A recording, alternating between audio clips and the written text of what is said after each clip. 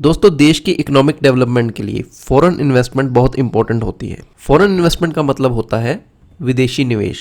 आमतौर पे विदेशी निवेश या तो एफडीआई की फॉर्म में आता है या फिर एफपीआई की फॉर्म में आता है। एफडीआई का मतलब होता है फॉरेन डायरेक्ट इन्वेस्टमेंट और एफपीआई का मतलब होता है फॉरेन पोर्टफोलियो इन्वेस्टमेंट। और 1991 के लिबरलाइजेशन पॉलिसी के बाद इंडिया में बहुत सारी फॉरेन इन्वेस्टमेंट आई, या तो एफडीआई की फॉर्म में या फिर एफपीआई की फॉर्म में। लास्ट ईयर यानी कि फाइनेंशियल ईयर 2021-22 में 81.97 बिलियन यूएस डॉलर का इन्वेस्टमेंट हुआ इंडिया में, वो भी सिर्फ एफडीआई की फॉर्म में। तो हेलो दोस्तों, स्वागत है आपका अपने पेपर तैयारी यूट्यूब चैनल पे। आज की इस वीडियो में हम डिस्कस करेंगे एफडीआई और एफपीआई के बारे में। हम देखेंगे एफडीआई क्या होती है, फिर टाइप्स ऑफ एफडीआई के बारे में बात करेंगे, फिर हम देखेंगे एफपीआई क्या होती है, एफपीआई की भी टाइप्स के बारे में बात करेंगे। और दोस्तों, मेरी आपसे रिक्वेस्ट है कि आप इस वीडियो को लास्ट तक जरूर देखें, क्योंकि इस वीडियो से आपको बहुत ही वैल्यू मिलने वाली है। तो चलिए दोस्तों, शुरू करते हैं एफडीआई से। व्हाट इज एफडीआई, क्या होती है एफडीआई? तो चलिए एक स्टोरी से एफडीआई को समझ लेते हैं। आजकल इलेक्ट्रिक व्हीकल्स की बहुत बात चल रही है। तो मान लीजिए ओला इलेक्ट्रिक को अपनी इलेक्ट्रिक मैन्युफैक्चरिंग को एक्सपेंड करने के लिए फंडिंग की जरूरत है, और दूसरी तरफ टेस्ला मोटर के मालिक इलॉन मस्क, जो कि यूएस के रेजिडेंट हैं, उनको ओला इलेक्ट्रिक के बिजनेस मॉडल में बहुत फेथ है और वो 100 मिलियन का इन्वेस्टमेंट ओला इलेक्ट्रिक में कर देते हैं। इस इन्वेस्टमेंट से इलॉन भाई को ओला इलेक्ट्रिक के 10% के मालिक बन जाते हैं। इस पैसे को यूज करके ओला वाले अपनी और फैक्ट्रीज ओपन करेंगे और आउटलेट्स खोलेंगे और ज्यादा इलेक्ट्रिक स्कूटर्स बनाएंगे। सो इलॉन मस्क, जो कि एक फॉरेन इन्वेस्टर है, ने अपना पैसा इंडियन कंपनी ओला इलेक्ट्रिक में लगाया, सो दैट इस कंपनी के एसेट्स क्रिएट हो जाएं और बिजनेस की वैल्यू बढ़े। वो इन्वेस्टमेंट जो एक देश का नागरिक दूसरे देश में करता है, ताकि जिससे उस देश में प्रोडक्टिव एसेट्स क्रिएट हो सकें, ऐसी इन्वेस्टमेंट को हम बोलते हैं फॉरेन डायरेक्ट इन्वेस्टमेंट। इस केस में इलॉन भाई ने एक एग्जिस्टिंग कंपनी में पैसा इन्वेस्ट किया, बट अगर वो अपनी ही कंपनी टेस्ला की एक सब्सिडरी कंपनी इंडिया में खोल देते और जिसका नाम टेस्ला इंडिया के नाम से स्कूटर मैन्युफैक्चरिंग करते, तो ये भी इन्वेस्टमेंट एक एफडीआई ही कहलाती। सो एफडीआई एक मेजर सोर्स है नॉन डेट फाइनेंस का, जिससे देश की इकोनॉमिक डेवलपमेंट होती है। अब क्योंकि इलॉन भाई ओला के 10% के मालिक बन गए हैं, मतलब उनका स्टेक है कंपनी में, सो उनका इन्फ्लुएंस कंपनी और कंपनी की मैनेजमेंट पे रहेगा। वो अपने एक्सपीरियंस को यूज करेंगे और न्यू टेक्नोलॉजी भी लेके आएंगे, सो दैट कंपनी ग्रो करे और उनकी इन्वेस्टमेंट पे अच्छा रिटर्न मिले। सो एफडीआई एक स्टेबल इन्वेस्टमेंट होती है, क्योंकि पैसा डायरेक्ट कंपनी के एसेट्स क्रिएट करने में लग रहा है और इन एसेट्स को हम एकदम से बेचकर देश से जाना बहुत ही मुश्किल है। सो हम कह सकते हैं एफडीआई एक लंबी अवधि की इन्वेस्टमेंट है, यानी कि लॉन्ग इन्वेस्टमेंट है, जो देश में कैपिटल के साथ साथ टेक्नोलॉजी और मैनेजरियल नॉलेज भी लेके आती है। सो दोस्तों, आगे बढ़ने से पहले मेरी आपसे एक छोटी सी रिक्वेस्ट है कि अगर आपने अब तक चैनल को सब्सक्राइब नहीं किया तो नीचे दिए गए रेड सब्सक्राइब बटन को जरूर प्रेस कर दें और बेल आइकन को भी जरूर क्लिक कर दें, सो दैट आप हमारी कोई भी वीडियो मिस ना करें। तो चलिए अब फॉर्मल डेफिनेशन देख लेते हैं एफडीआई की इन्वेस्टमेंट लिमिट के हिसाब से। दोस्तों, कंपनी दो तरह की होती हैं। फर्स्ट होती है लिस्टेड कंपनी, जैसे कि रिलायंस इंडस्ट्रीज लिमिटेड, और सेकंड होती है अनलिस्टेड कंपनीज, जैसे कि ओला इलेक्ट्रिक। अगर कोई इन्वेस्टर 10% या 10% से ज्यादा की हिस्सेदारी किसी लिस्टेड कंपनी की खरीद लेता है, तो वो एफडीआई कहलाती है। और अनलिस्टेड कंपनी में कोई भी अमाउंट की फॉरेन इन्वेस्टमेंट एफडीआई कहलाती है।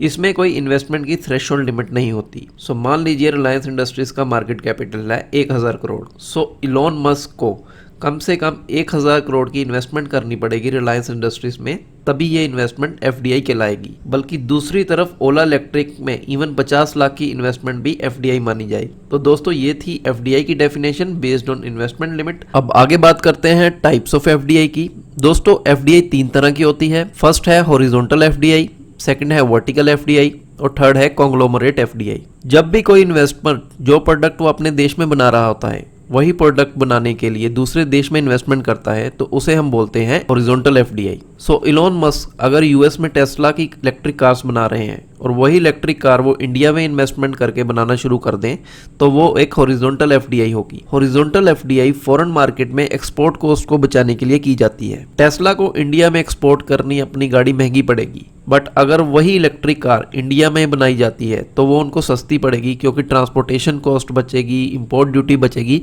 और भी एक्सपोर्ट रिलेटेड खर्चे उनके बच जाएंगे। तो टेस्ला मोटर अगर इंडिया की मार्केट के लिए इंडिया में आके अगर टेस्ला मोटर की गाड़ी बनाते हैं, तो उसे हम बोलेंगे हॉरिजॉन्टल एफडीआई। अब देख लेते हैं वर्टिकल एफडीआई क्या होती है। किसी भी प्रोडक्ट को बनाने के लिए अलग अलग पार्ट्स की जरूरत होती है।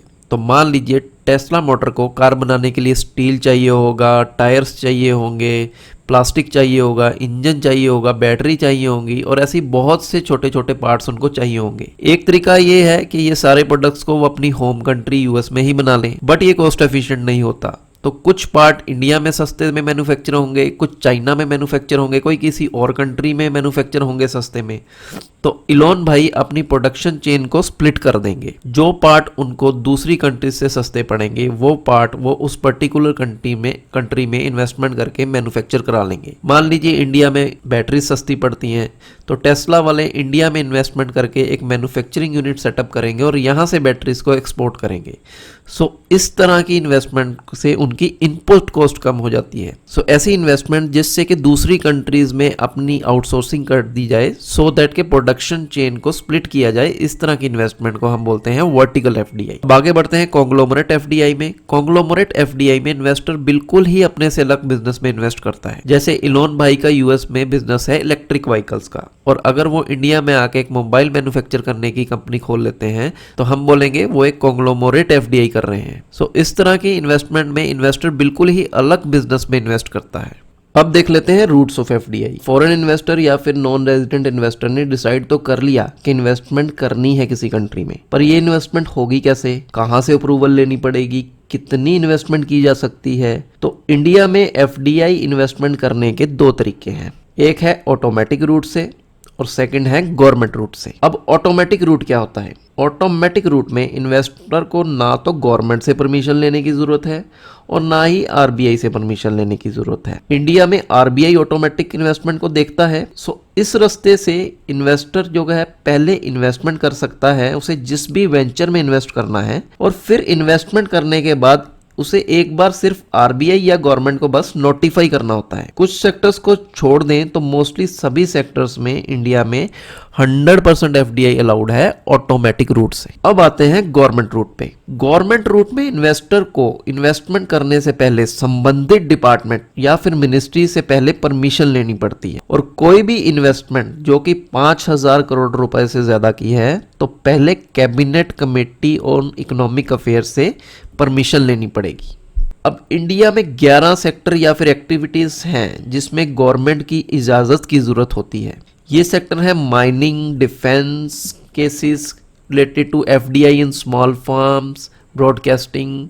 आप बस 2 मिनट वीडियो को पॉज करके ये सेक्टर्स नोट कर लें, क्योंकि ऐसे लिस्ट पढ़ने का कोई मतलब नहीं बनता। अब आगे चलते हैं और देखते हैं किन किन एक्टिविटीज या सेक्टर्स में एफडीआई की अनुमति नहीं है। तो ये सेक्टर्स हैं लॉटरी बिजनेस, कोई भी लॉटरी हो, government lottery, private lottery, online lottery, किसी में एफडीआई नहीं अलाउड। नेक्स्ट है chit funds, Nidhi companies, gambling and betting including casinos, real estate business और construction of farm houses, manufacturing of cigars, cigarettes, tobacco substitutes, और वो sector जो कि private sector investment के लिए ओपन नहीं है, जैसे कि एटॉमिक एनर्जी। तो दोस्तों यहाँ पे हमारा खत्म होता है एफडीआई का टॉपिक, और आगे बढ़ के हम अब देखेंगे एफपीआई क्या होती है।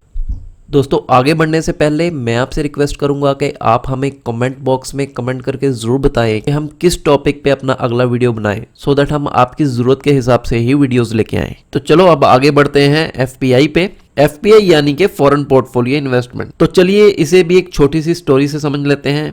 मान लीजिए वॉरेन बफेट जो दुनिया के बहुत बड़े इन्वेस्टर हैं, उनको रिलायंस इंडस्ट्रीज के बस 100 करोड़ के स्टॉक यानी कि शेयर परचेज करने हैं। उनको कंपनी की वर्किंग से कोई लेना देना नहीं है, उनको रिलायंस के डे टू डे ऑपरेशन से कोई दखल नहीं देना, उनको कंपनी की डायरेक्ट ओनरशिप भी नहीं चाहिए। तो इस तरह की इन्वेस्टमेंट जिसमें फाइनेंशियल एसेट्स जैसे कि स्टॉक्स, बॉन्ड या फिर और फाइनेंशियल एसेट्स परचेज किए जाते हैं, ऐसी इन्वेस्टमेंट को बोलते हैं फॉरेन पोर्टफोलियो इन्वेस्टमेंट यानी कि एफपीआई। एफपीआई बहुत ही लिक्विड इन्वेस्टमेंट होती है, मतलब बफे साहब का जब मन करेगा ये अपने शेयर बेच बाच के इंडिया से अपनी इन्वेस्टमेंट को निकाल लेंगे। क्योंकि एफपीआई बहुत ही स्पेकुलेटिव इन्वेस्टमेंट होती है, इसलिए इसे हॉट मनी भी कहा जाता है। तो जनरली फॉरेन इन्वेस्टर जिनको क्विक प्रॉफिट्स बनाने होते हैं वो ही फॉरेन कंट्रीज में जहां पे अपॉर्चुनिटी मिलती है वहां पे स्टॉक्स या शेयर्स, बॉन्ड्स खरीद के अपनी इन्वेस्टमेंट करते हैं। तो ऐसी इन्वेस्टमेंट को एफपीआई बोला जाता है। एफपीआई को कंट्री के कैपिटल अकाउंट में शो किया जाता है। अब फॉर्मल डेफिनेशन देख लेते हैं एफपीआई की इन्वेस्टमेंट लिमिट के हिसाब से। अगर कोई इन्वेस्टर 10% या 10% से कम के शेयर किसी लिस्टेड कंपनी के खरीद लेता है तो वो एफपीआई कहलाती है। अब एफपीआई की टाइप्स देख लेते हैं। फॉरेन पोर्टफोलियो इन्वेस्टर दो तरह के होते हैं। फर्स्ट होता है फॉरेन इंस्टीट्यूशनल इन्वेस्टर्स, जिसको हम एफआईआई भी बोलते हैं, और सेकंड होते हैं क्वालिफाइड फॉरेन इन्वेस्टर्स, जिनको क्यूएफआईज बोला जाता है। फॉरेन इंस्टीट्यूशनल इन्वेस्टर यानी कि एफआईआई वो इंस्टीट्यूशनल इन्वेस्टर होता है जो इंडियन फाइनेंशियल एसेट्स जैसे कि स्टॉक बॉन्ड में इन्वेस्ट करते हैं। कुछ इंपॉर्टेंट कैपिटल इंस्ट्रूमेंट जिनमें एफआईआई इन्वेस्ट करते हैं वो हैं stocks, bonds, mutual funds, exchange traded funds etcetera. Investment companies, insurance companies, insurance funds, mutual funds, pension funds, ये सब इंडियन स्टॉक मार्केट में डायरेक्टली इन्वेस्टमेंट कर सकते हैं, इसलिए इन्हें फॉरेन इंस्टीट्यूशनल इन्वेस्टर कहा जाता है। एफआईआई किसी भी कंपनी में 10% की इक्विटी से ज्यादा की इन्वेस्टमेंट नहीं कर सकते।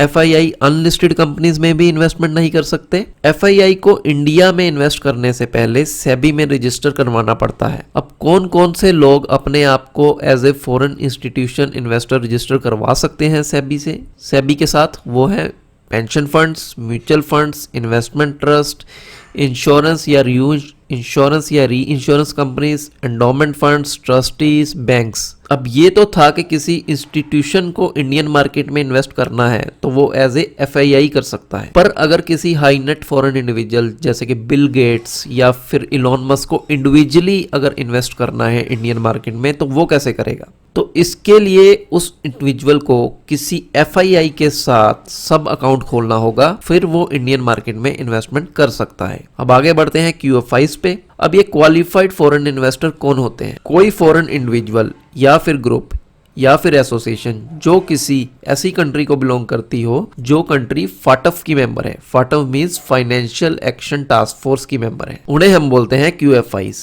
क्यूएफआई international organization of security commission के भी सिग्नेटरी होने चाहिए। क्यूएफआई किसी एफआईआई के साथ सब अकाउंट खोले बिना भी इंडियन मार्केट में इन्वेस्ट कर सकते हैं, पर इसके लिए उनको इंडिया में डीमैट अकाउंट और ट्रेडिंग अकाउंट खोलना पड़ता है। तो दोस्तों ये था डिफरेंस क्यूएफआई और एफआईआई के बीच में। अब हम आगे बढ़ेंगे और शॉर्ट में समझेंगे एफडीआई और एफपीआई के बीच का कंपैरिजन या फिर डिफरेंस।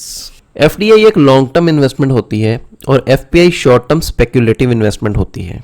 एफडीआई में इन्वेस्टर का कंपनी की मैनेजमेंट और ओनरशिप पे पूरा कंट्रोल होता है और एफपीआई में इन्वेस्टर का जनरली कोई इंटरेस्ट नहीं होता कंपनी की मैनेजमेंट में या उसकी ओनरशिप में, वो तो बस सिर्फ शॉर्ट टर्म प्रॉफिट कमाने के लिए आता है। एफडीआई में इन्वेस्टर को कंपनी के शेयर्स के अलावा कंपनी के फिजिकल एसेट्स में भी इंटरेस्ट होता है। वो ये जरूर जानना चाहता है कि कंपनी के पास कितनी फैक्ट्रीज हैं, कितनी मशीनरी है, कंपनी क्या प्रोडक्ट बनाती है, कैसे बनाती है। और दूसरी तरफ एफपीआई में इन्वेस्टर को बस कंपनी के स्टॉक में या बॉन्ड्स में या ईटीएफ्स, म्यूचुअल फंड में, इसी में ही डील करना होता है। एफडीआई में इन्वेस्टर इतना इजीली अपनी इन्वेस्टमेंट नहीं निकाल सकता क्योंकि जनरली वो कंपनी की मैनेजमेंट में इन्वॉल्व होता है और इतना इजी नहीं होता कि सारे फिजिकल एसेट्स को बेच बाच के निकला जा सके। जबकि एफपीआई में जब मन करता है इन्वेस्टर का वो अपने शेयर बेच के पैसा निकाल सकता है।